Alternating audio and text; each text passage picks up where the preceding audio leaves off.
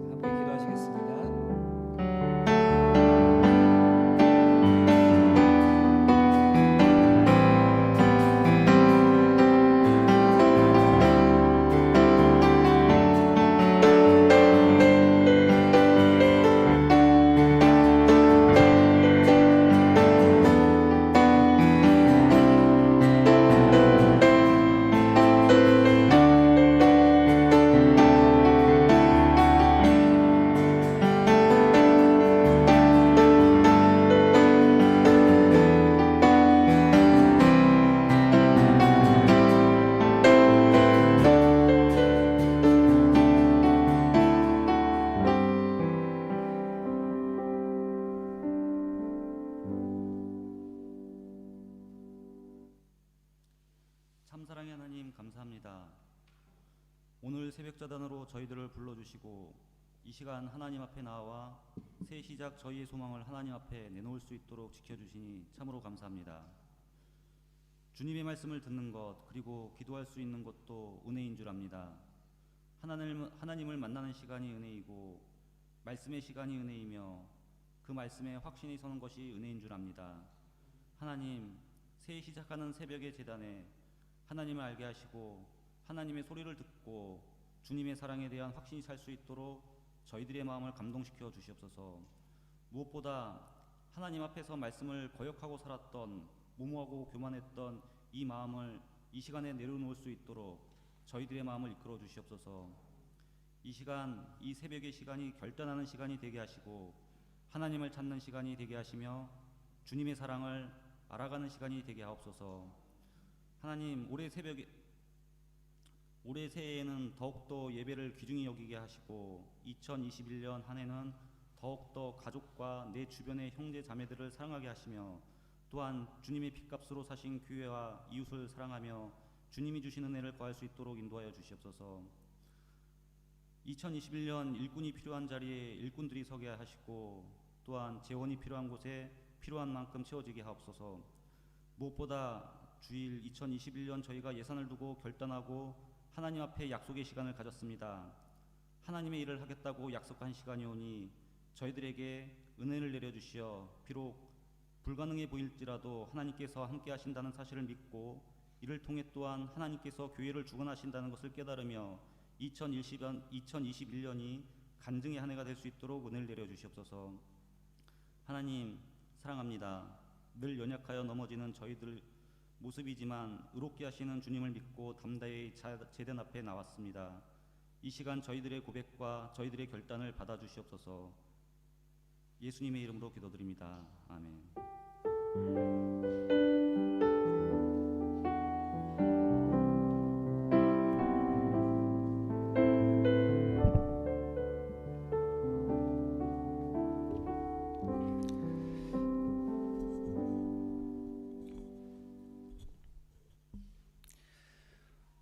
오늘 우리가 함께 나눌 말씀은 요한복음 15장 16절 말씀입니다. 요한복음 15장 16절 말씀.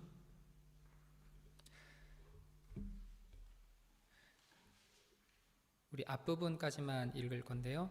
같이 한번 읽겠습니다. 시작. 너희가 나를 택한 것이 아니요 내가 너희를 택하여 세웠나니 이는 너희로 가서 열매를 맺게 하고 또 너희 열매가 항상 있게 하여.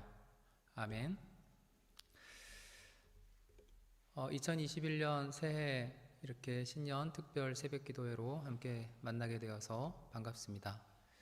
이곳에 오늘 예배를 섬기는 몇 분이 오셨고요. 그리고 온라인상으로 함께 참여하시는 여러분들 이 시간 함께 말씀을 나눠보고자 합니다. 요한복음 1장에 보면 예수님이 처음 제자들을 만나는 장면이 등장합니다. 원래는 요한의 제자였던 안드레와 또 한 명의 제자가 자신의 선생이었던 세례 요한의 말을 듣고 예수를 따르게 됩니다. 그들이 세례 요한과 함께 있다가 예수님을 따르게 된 말은 보라 하나님의 어린 양이로다 였습니다. 그 두 제자는 어떤 사람들이었을까요? 시몬 베드로의 형제였던 안드레가 자신의 형 베드로를 찾아가서 하는 말에서 그 힌트를 찾을 수 있겠습니다. 우리가 메시아를 만났다 라는 말이었습니다. 그들은 메시아를 기대했던 인물들이었던 것입니다. 간절함으로 뭐라도 해야겠다라는 마음을 담아 당시 그리스도로 오해를 받았던 요한의 길을 따랐던 그런 사람들이었습니다. 그 두 제자는 먼저 자신의 형 베드로에게 찾아갔고 그 다음날 빌립을 만나 제자의 길에 동참합니다. 빌립이 나다나엘을 찾아가서 예수에 대한 이야기로 예수에 대한 소개를 하는 말이 있습니다. 모세가 율법에 기록하였고 여러 선지자가 기록한 그 일을 우리가 만났다 였습니다. 예수님이 처음 제자들을 불렀을 때 그 부르심의 한 복판에는 메시아에 대한 갈급함이 있었습니다. 메시아에 대한 갈급함은 내가 처해 있는 삶에 대한 고민과 그리고 애통함에서 비롯되는 것입니다. 예수님은 두 제자에게 와서 보라 라고 했습니다. 그리고 나사렛에 무슨 선한 것이 나오겠냐라는 말로 의심했던 나다네엘, 그리고 그의 친구 빌립은 예수님이 두 제자를 부를 때와 같은 요청으로 와서 보라 라고 말했습니다. 그리고 자신에게 오는 나다네엘을 향해 예수님은 이렇게 말합니다. 보아라, 이는 참으로 이스라엘 사람이라, 그 속에 간사한 것이 없다 라고 말했습니다. 예수님은 솔직해도 너무 솔직했던 그 나다네엘에게 도리어 간사함이 없다라고 하는 말로 칭찬을 합니다. 당시 유대인들의 속성을 비꼬는 것이기도 하겠습니다. 다 맞는 말만 하는 것처럼 하면서도 욕심이 가득하고 그 속에 비겁함을 들키지 않으려고 다른 사람을 죄인으로 몰아세우는 바리새인들과 서기관들 같은 그들을 향한 공격을 암시하는 것이기도 하겠습니다. 누가 부름받았으며 누가 그 부름에 응답했는지 보았으면 합니다. 바로 주어진 현실에 부조리에 고민하고 어쩔 수 없다 말하지 않고 갈급한 마음으로 살아가는 사람들, 자기를 예쁘게 꾸미려 하지 않고 솔직한 속내 그대로 세상과 직면하며 말씀을 붙들고 살아가는 사람들, 그들에게 예수님은 참 메시아로 보여졌습니다. 부르심하면 생각나는 인물이 하나 더 있죠. 바로 아브라함입니다.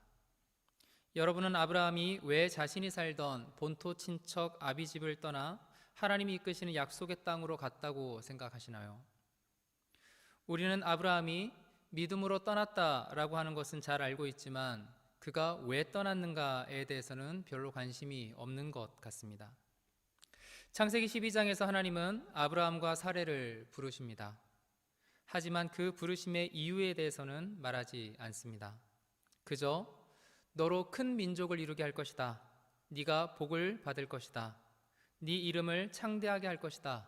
라고 하는 말만 등장합니다. 이것만 보면 아브라함과 사레가 뭔가 큰 축복 때문에 자신의 고향을 떠난 것처럼 보이기까지 합니다.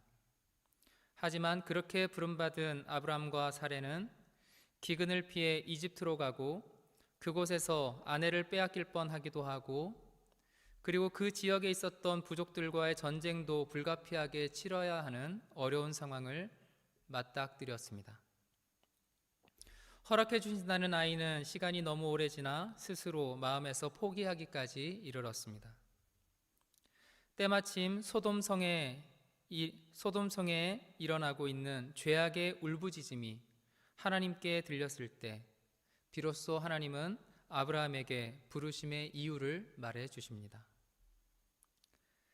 바로 창세기 18장 19절의 말씀인데요.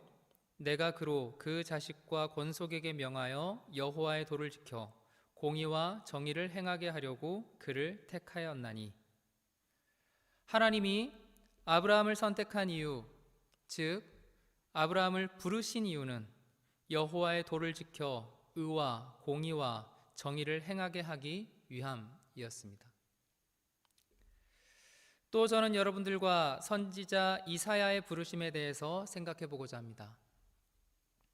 이사야 선지자를 부르는 장면은 이사야 6장에 나옵니다. 그런데 이사야 6장 앞에 5장에서 이런 구절이 등장합니다. 무릇 만군의 여호와의 포도원은 이스라엘 족속이요 그가 기뻐하시는 나무는 유다 사람이라. 그들에게 정의를 바라셨더니 도리어 포악이요 그들에게 공의를 바라셨더니 도리어 부르짖음이었도다. 하나님이 하나님의 백성들에게 바라시는 바가 있었습니다. 그것이 바로 정의와 공의였습니다. 하나님이 정의를 바라셨으나 포악이 나오고 공의를 바라셨으나 부르짖음이 나왔다라고 하는 말은 히브리어 표현을 보면 느낌이 더 분명합니다. 그들에게 정의를 바라셨으나 도리어 포악, 미시파크가 나왔고 그들에게 공의를 바라셨으나 도리어 부르짖음이 나왔다. 하나님의 바람에 반대로 행하는 하나님의 백성들, 그들에 대한 안타까움, 그리고 그 뒤에 하나님은 내가 누구를 보내며 누가 우리를 위하여 갈꼬 하면서 탄식하십니다. 이사야는 그 하나님의 탄식에 응답한 사람이었습니다. 저는 예수님의 첫 제자들의 부르심, 그리고 아브라함의 부르심, 그리고 이사야의 부르심에 대해서 먼저 이야기를 했습니다. 아브라함의 부르심은 소돔성의 끔찍한 죄악, 그 속에서 들리는 울부짖음에 대한 하나님의 분노에서 시작되었습니다. 그 땅에서도 하나님의 공의와 정의가 실현되기를 바라는 마음에서 아브라함을 불렀다라고 합니다. 이사야의 부르심은 하나님의 바람에 반대로 행동하는 이스라엘의 죄악, 그 한복판에서 누구를 보내 저들을 구원케 할까에 대한 하나님의 안타까움에서 시작되었습니다.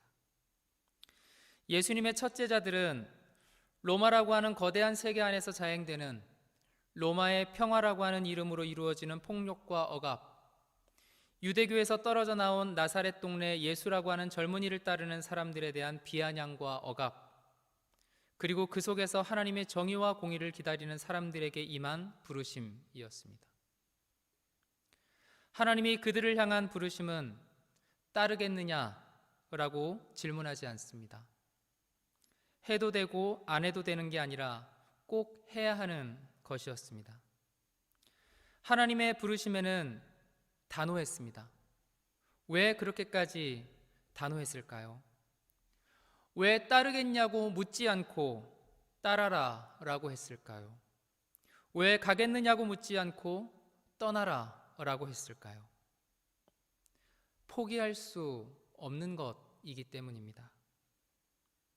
하나님의 마음에서 해도 되고 안 해도 되는 것이라면 굳이 그렇게까지 말할 필요가 없었을 겁니다. 하지만 해도 되고 안 해도 되는 게 아니라 꼭 해야 하는 것이었기 때문에 단호하지 않을 수 없었던 것입니다. 힘없고 가난한 자를 향한 억압이 당연한 것이겠습니까? 하나님 외에 다른 신을 섬기는 것이 어쩔 수 없는 것이겠습니까? 온통 세상이 욕심으로 가득 차고 사랑이라는 이름 앞에 비아냥과 조롱과 가득한 세상이 그것이 당연한 세상이겠습니까? 그것이 당연하지 않고 포기할 수 없는 것이기 때문에 하나님은 하나님의 사람을 부르시는 것입니다. 그것도 묻지 않고 단호하게 말입니다. 독일에 있으면 1년에 몇 번씩 듣게 되는 목사님의 이름이 있습니다. 바로 디트리 보네퍼라고 하는 목사님입니다. 보네퍼가 나치에 저항하며 감옥에 갇혔을 때 그 감옥 밖에는 약혼녀가 있었습니다. 그녀의 이름은 마리아 폰 베덴마이어였습니다. 보네퍼 목사님이 감옥에 갇혀 지내면서 자신의 약혼녀였던 그녀에게 마지막으로 보낸 생일 축하 메시지에 이런 내용이 있습니다. 제가 한번 읽어드리겠습니다. 당신은 너무도 젊고 나에게는 항상 그 모습 그대로 남아있을 것입니다. 나만 아니었다면 당신 인생이 얼마나 달라졌을 것이며 내가 당신 인생을 얼마나 힘들게 만들었는가 하는 생각이 들면 마음이 괴롭습니다. 이런 말을 하는 것을 용서하십시오. 당신은 내가 당신으로 인해 자책하기를 원하지 않으며 아주 단순하게 당신을 사랑하기만을 원할 테지요. 나도 그러기를 바라며 내가 당신에게 안겨준 고통이 전혀 느껴지지 않을 만큼 당신을 사랑하려 합니다. 우리는 서로에 대한 사랑과 신의와 인내로 참고 이기며 하나님의 뜻과 인도하심에 온전히 복종함으로써 견뎌나가야 할 것입니다. 어쩌면 복종 대신 신뢰라는 말을 쓰는 것이 더 나은 표현일 수도 있지만 복종이라는 말이 먼저 튀어나온 것이 우연이 아닐 겁니다.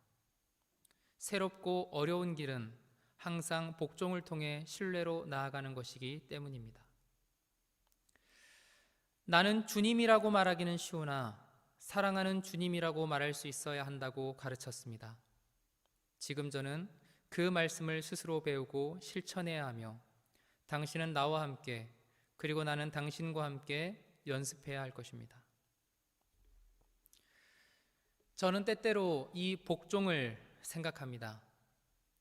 신뢰니 순종이니 하는 예쁜 말이 아닌 내가 가진 모든 것을 내려놓을 때에만 가능한 이 단어 앞에 나는 괜찮은가 생각할 때마다 부끄럽지 않은 순간이 없습니다. 우리는 포기할 수 없는 많은 것들이 있습니다. 우리는 그것들을 인정해야 할 것입니다. 우리들 스스로에게 한 번쯤 물어보았으면 합니다. 우리들에게 포기할 수 없는 것은 무엇입니까? 그 포기할 수 없는 것에 대한 하나님의 이름으로 욕심이 있어서는 안 될 것입니다. 그런데 하나님께서 포기할 수 없었던 것은 무엇일까요? 신구약 성경의 전체에 있어서 가장 많이 표현되는 단어가 바로 정의와 공의입니다. 그리고 아울러 신약 성경에서는 그것을 열매라고 표현합니다. 오늘 본문에서도 너희로 가서 열매를 맺게 하고 또 너희 열매가 항상 있게 하여 라고 했습니다. 그 열매가 정의와 공의입니다. 정의와 공의는 옳은 것입니다. 옳은 것을 위해 우리는 부름받았습니다. 옳은 것은 포기할 수 없는 것입니다. 부름받은 백성들이 해야 할 일은 내가 원하는 것이 아니라 하나님이 원하는 것이 무엇인지를 아는 것입니다. 그리고 내가 할 수 있는 것부터 시작해서 내가 할 수 없는 일까지를 드리는 것입니다. 처음부터 내 전부를 드리는 사람을 본 적이 없습니다. 시작은 늘 미약해 보일 수 있지만 포기하지 않는 길에서 우리는 하나님의 나라를 조금씩 이루어 갈 것입니다. 오늘날 교회가 어려운 시기를 보내고 있습니다. 종교의 가장 근본인 도덕이 세상으로부터 신뢰를 받지 못하고 손가락질을 당하는 형편에 처했습니다. 이 상황에서 세상에 나가 와서 보라 라는 말을 할 수 있을까요? 하나님이 이런 교회의 모습을 보며 내가 누구를 보낼고 탄식하지 않겠습니까? 내가 너희에게 바라는 것이 공의와 정의였건만 포악과 울부짖음만 들린다라는 애통함이 어쩌면 오늘날 우리들의 모습이지 않을까요? 하나님은 우리 모두를 부르셨습니다.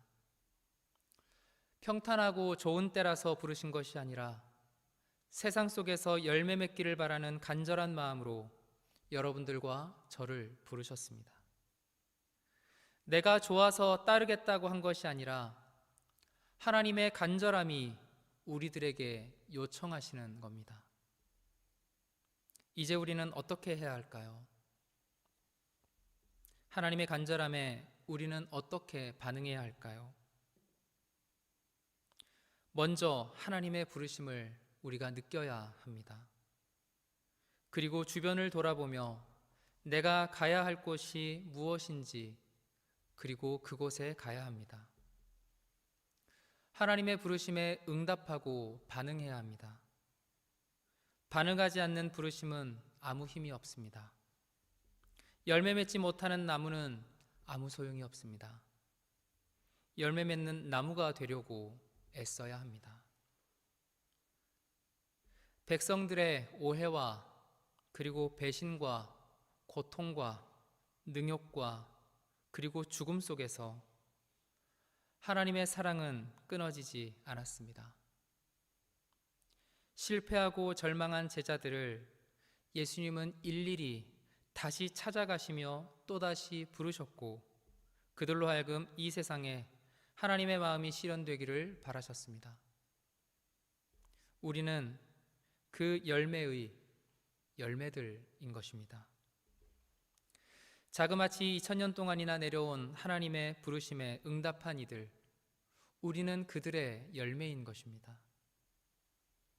여러분들을 향한 그 부르심에 외면치 않고 우리 모두가 함께 응답할 수 있기를 바라겠습니다.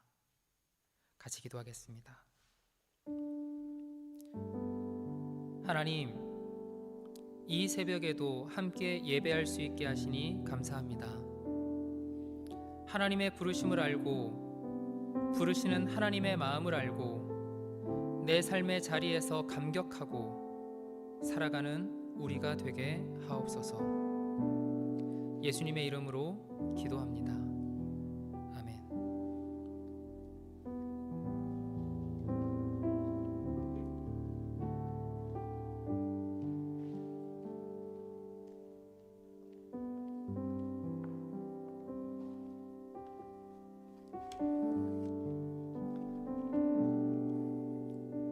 안녕하세요. 최영호 집사입니다. 저는 아직까지도 하루에 수십 번씩 영적으로 넘어지고 쓰러지기를 반복하는 나약한 사람입니다. 그런 제가 여러분께 무엇을 증거해야 할지 두렵고 떨리는 마음으로 이 자리에 섰습니다. 저는 고등학교 때 동양 철학에 흥미를 많이 느껴 불교 학생회 활동을 한 적이 있습니다. 매주 절에 가서 친구들과 불경도 외우고 불공도 드리며 나름 불교에 대한 확신을 가지고 있었습니다. 한참의 시간이 지나 저는 결혼을 했고 저희 아내는 태어나기 이전부터 교회를 다니던 모태 신앙인이었습니다. 결혼 이후에도 한동안 아내는 교회로, 저는 또 축구장으로 각자의 주일 생활에 충실한 삶을 살아가고 있었습니다. 그러던 어느 날 저에게 터닝 포인트가 있었으니 그것은 제가 태어나서 처음으로 외과 수술을 받고 일주일간 병원에 입원을 했던 일이었습니다. 하지만 제 인생에서 가장 큰 사건은 그 이후에 일어났습니다. 마취에서 깨어나 보니 큰딸 정인이가 아빠가 어떻게 되는지를 알고 울고 불며 엉엉 울고 있었고, 아내는 근심 가득한 얼굴로 저를 내려다보고 있었습니다. 그렇게 병원에서 며칠의 시간이 지나고 갑자기 아내가 섬기던 교회 목사님과 몇몇 성도분들께서 병문안을 오셨습니다. 저는 내심 불편한 마음이 있었지만 다른 한편으로는 잘 알지도 못하는 사람을 위해 병문안을 왔다는 사실에 알 수 없는 따뜻한 마음을 느꼈습니다. 퇴원 후에 목사님께서 개인적으로 저를 부르셨고 저는 병문안에 대한 감사 인사 겸 처음으로 아내가 섬기는 교회를 방문했습니다. 목사님과 이런저런 이야기를 나누었고 얼마 후 저는 처음으로 교회에 출석하게 되었습니다. 출석 이후에도 한동안 저는 한 달의 절반은 교회로, 나머지 절반은 축구장으로 가는 애매한 신앙생활을 이어가고 있었습니다. 하지만 시간이 지날수록 하나님의 말씀은 저의 영혼을 사로잡았고 저를 결단하게 하셨습니다. 온전히 교회 출석을 결심하게 되었고 이전의 삶이 하나하나 나 중심, 세상 중심에서 하나님 중심, 교회 중심으로 바뀌었으며 완악하여 논쟁과 다툼을 즐겨하던 저의 모습도 점차 변해갔습니다. 흔히 말하는 신앙의 성장은 주님의 몸된 교회를 위한 헌신을 하면서부터였던 것 같습니다. 주말 주일을 온전히 교회에서 보냈고 때로는 육체적으로 피곤했지만 영적으로는 너무나 기쁘고 감사한 시간들이었습니다. 그렇게 한 교회를 10여 년 섬기고 저는 가족들과 독일에서의 삶을 위해 교회를 떠나게 되었습니다.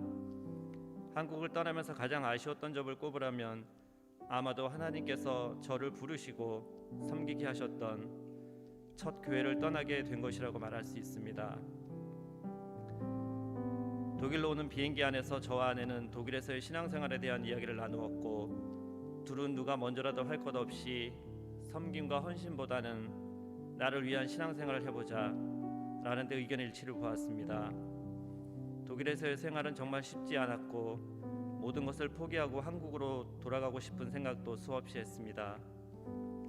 저와 아내는 그런 상황을 두고 서로를 비난했고 어디서부터 문제를 풀어야 할지 알 수 없는, 그렇게 심신이 피폐해지고 영적으로도 나락으로 떨어질 때쯤 한 집사님의 권유로 새벽 기도를 나가게 되었습니다.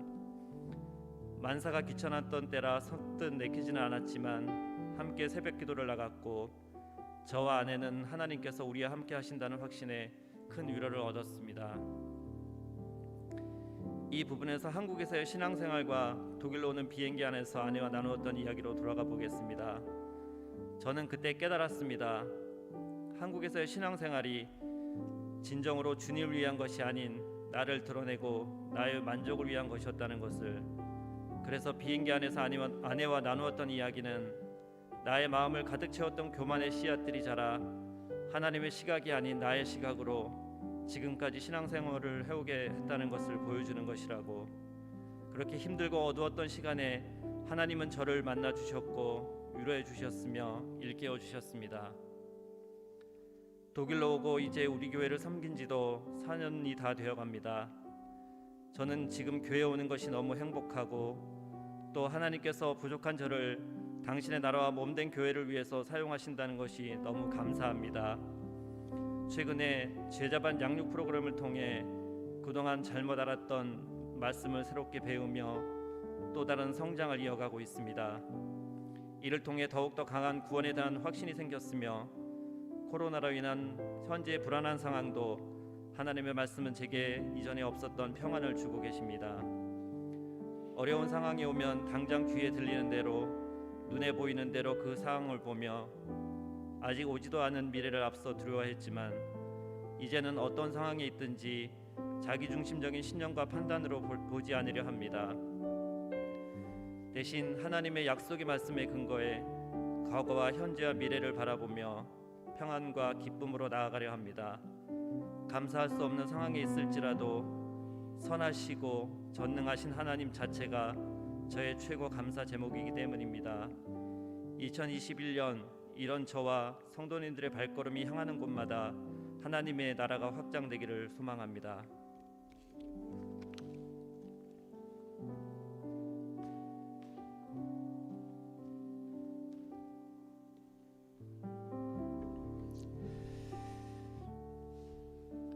이 시간 세 가지 제목으로 함께 기도를 드리겠습니다. 먼저 말씀을 위한 기도를 먼저 하겠습니다. 많은 그리스도인들이 여전히 하나님이 자신을 부르신다라는 것을 모른 채 내가 바라는 삶을 예수라는 이름을 통해 실현하고자 합니다.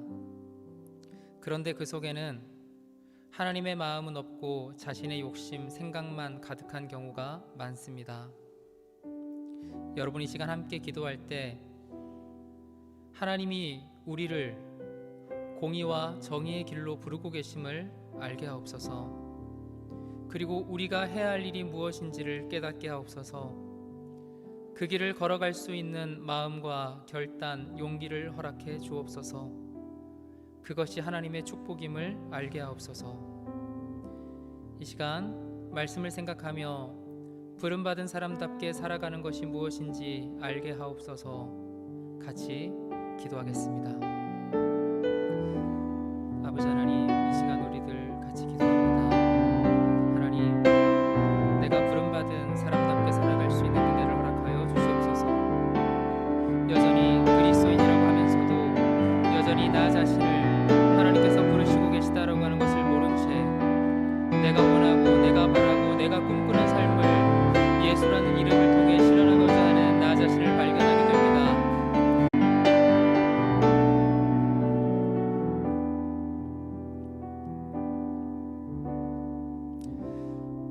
우리 두 번째로 하나님 우리들의 마음의 자세 그리고 그 가운데에서도 예배하지 못하는 우리들의 마음을 돌아보게 하여 주시옵소서.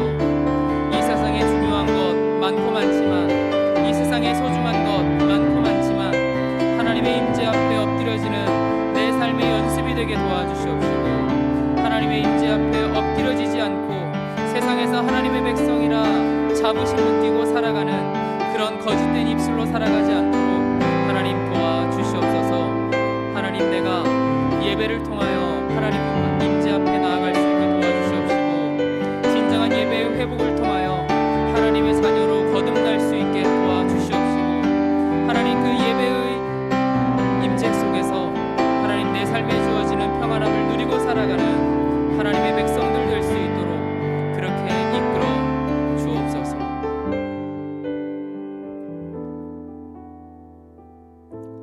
마지막으로 기도하겠습니다. 이 시간 기도할 적에 우리 교우들, 우리 성도님들의 믿음 생활을 위해서 기도합시다. 건강한 공동체는 선지자의 외침만 가지고 이루어지지 않습니다. 그에 응답하는 사람들이 있어야 합니다. 교회는 함께 만들어가야 합니다. 목회자들이 바로 서야 할 테고 성도님들이 함께 세워가야 합니다.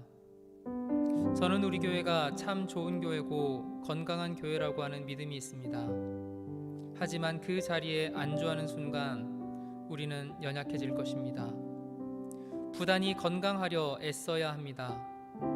내가 먼저 바로 서려는 노력을 해야 합니다. 각자 삶의 자리에서 하나님의 자녀로 살아야 합니다. 말씀으로, 기도로 살지 않고 하나님의 자녀라고 자신 있어 하면 안 됩니다. 말씀과 기도는 신앙인의 기본 자세입니다. 기본을 지키며 하나님 안에서 건강한 성도로 살아가는 우리가 되기를 이 시간 같이 기도합시다. 그리고 기도 후에 여러분 각자의 자리에서 5분 이상 기도해 주시고 오늘 새벽 기도 마무리하시면 되겠습니다. 성도 여러분, 오늘 하루도 주님 안에서 평안하시고 함께 우리들의 믿음 생활을 세워나가는 우리들 되기를 원합니다. 이 시간 마지막으로 우리 성도님들의 믿음 생활을 위해서 특별히 삶에서 말씀과 기도를 가까이 하게 하옵소서. 다 같이 기도하겠습니다. 아버지 하나님, 이 시간 우리들 성도들의 영성 생활을 위해서 기도합니다. 우리 교회 공동체가 건강한 공동체가 될 수 있게 하여 주시옵소서. 그렇게 이끌어 주시옵소서. 선지자들의 외침만 가지고 건강해지지 않음을 우리가 알게 하여 주시옵소서. 그 외침과 함께 응답하는 이들, 하나님의 말씀에 반응하는 사람들, 그들이 우리 교회 성도들이 될 수 있도록 역사하여 주시옵소서. 함께 만들어가는 교회가 될 수 있게 하여 주시옵소서. 먼저 바로 서고 성도님들이 함께 세워져 나가는 정말 그런 보기에 좋고 하나님께서 기뻐하시는 그런 교회 될 수 있도록 도와주시옵소서. 우리에게 주어진 그 자리에 안주하는 것이 아니라 우리가 부단히 건강해지려고 애쓰고 부단히 바르게 세워지려고 했을 때 내가 먼저 바로 서려는 노력을 하고 각자 삶의 자리에서 하나님의 자녀로 살아가려고 했을 때 우리가 말씀으로 기도로 신앙인들이 지켜야 할 기본 자세를 지켰을 때 그리고 그 속에서 내가 하나님의 자녀다 라고 이야기하며 하나님, 내가 하나님의 자녀임을 기뻐하게 하여 주옵소서. 그렇게 외치고 찬양하고